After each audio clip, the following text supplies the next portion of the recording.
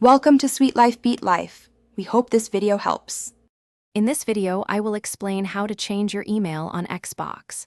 To begin, understand that your Xbox account email is directly linked to your Microsoft account. This means any changes you make will affect all Microsoft services associated with that account. We'll walk through the primary method, which involves managing your sign-in aliases. It's a straightforward process, but requires careful attention to ensure a smooth transition and maintain access to your gaming profile. Your Xbox email isn't just for your console, it's the primary identifier for your entire Microsoft account. When you change your email for Xbox, you're essentially updating your Microsoft account alias. This alias is how you sign in to all Microsoft services from Outlook to OneDrive.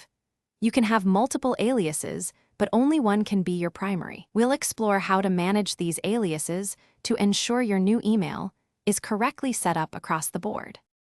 To initiate the change, first sign into your Microsoft account online. Navigate to Your Info section, then select Manage how you sign into Microsoft. Here, you'll see your current email aliases. You can add a new email address as an alias, verify it, and then set it as your primary.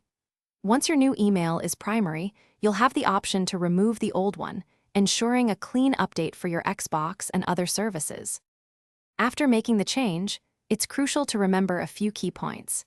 It might take a short while, perhaps up to 24 hours, for the new email to fully propagate across all Microsoft services and your Xbox console.